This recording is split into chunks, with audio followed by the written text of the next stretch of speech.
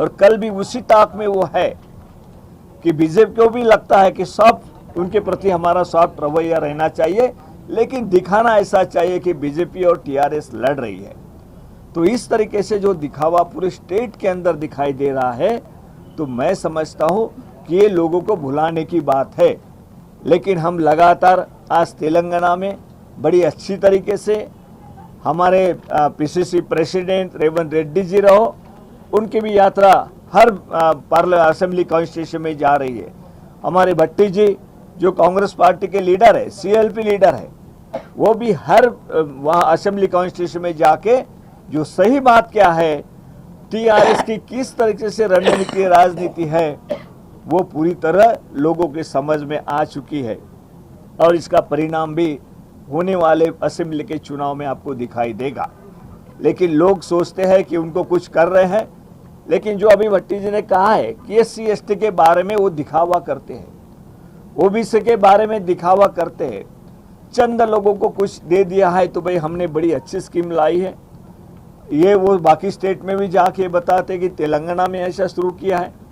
कितने परसेंटेज लोगों को मदद मिल रही है, अगर वो देखा जाए तो बहुत ही कुछ लोगों को सिर्फ उसका इस्तेमाल उनके चुनाव के प्रचार में करने के लिए ही उन्होंने उस तरह की कुछ बातें शुरुआत की होगी। लेकिन अंदर से जो बात है, जो हम धरनी के बारे में जो उन्होंने बनाई है तो पोर्टल, उसमें आप देखते हैं गरीब लोगों की जमीन जा रही है, बड़े लोगों के हाथ में आ रही है। जो स्कीम उन्होंने बनाई, वो स्कीम के तहत भी मदद किसको मिल रही है?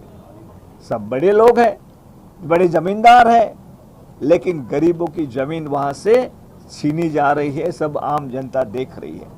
ये दिखावा अलग है, कितना भ्रष्टाचार हुआ है, किस तरीके से इतने सारे बोझ सरकार के ऊपर, 5 लाख करोड़ का बोझ इतने छोटे स्टेट के ऊपर आज है, कर्जा है।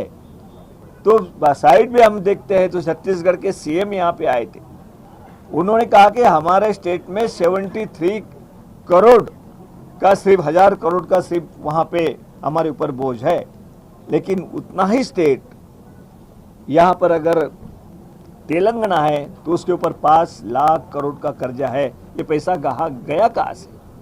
उस पैसे के आधार पे राजनीति करना और गरीबों को सिर्फ दिखावा करना, वो जो हमारे एससी एसटी ओबीसी उनके लिए दिखावा करना, यही राजनीति चल रही है।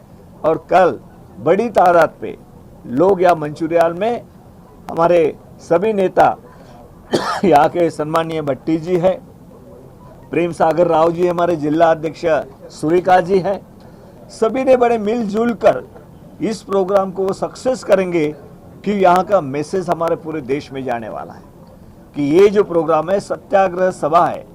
अब जय भारत सत्याग्रह जो कार्यक्रम पूरे देश में चलाया जाएगा, उसके ये शुरुआत है, उसकी सभा है। इस सभा के लिए सभी कार्यकर्ता, सभी जनता इस सम्मानित होगी, ऐसा मुझे पूरा यकीन है। और आपके जरिए से जो सही बातें हैं, जो कांग्रेस पार्टी गरीबों के हित में काम करती है, जो कांग्रेस पार्टी जो हमारा संविधान है उसके तहत पूरे प्रशासन चलाती है, यही लोगों के मन में है कि हमारा संविधान वो इसी तरीके से आगे बढ़ना चाहिए, संविधान के तहत हम आगे जाना चाहिए। लेकिन संविधान को पूरा तस नस करने की कोशिश, जो भी संविधान के तहत जिनको अधिकार दिए होते, कुछ ऐसी बनाई थी हमारे सिस्टम, उसका ही अधिकार पूरा छीनने के लिए चुनाव आयोग रहो कि सीबीआई रहो और कोर्ट में भी किस तरीके से लोग समझ ये कर रहे हैं कि ये न्याय मिलता है क्या नहीं मिलता है, ऐसी शंका पैदा करने वाली देश में अगर परिस्थिति होती है तो जनता ने कहा जाना चाहिए। इसीलिए इस तरीके का ये आंदोलन चलाए जा रहे हैं, लोगों तक हम जाएंगे। भट्टी जी हर जगह से जाकर इस तरीके से सभी जनता के साथ मिलजुल कर बात कर रहे हैं, सभी प्रेस के बात कर रहे हैं लगातार।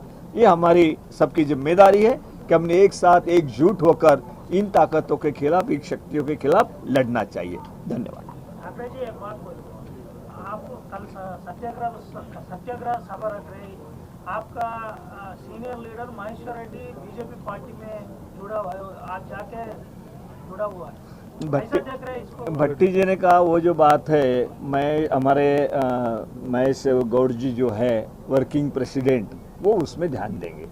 अभी कोई ये बात नहीं है, हमें देश के लिए यहाँ पे सत्याग्रह सभा जो ऑल इंडिया लेवल पे यहाँ की सभा हो रही है, और ऐसे परिस्थिति में कोई क्या बात है, कौन क्या है, कौन किसकी क्या ताकत है, कैसा है, वो सभी आप जानते हैं, और क्या इरादा था, किस तरीके से गए हैं, क्यों गए हैं, उसको सब जानते हैं आप।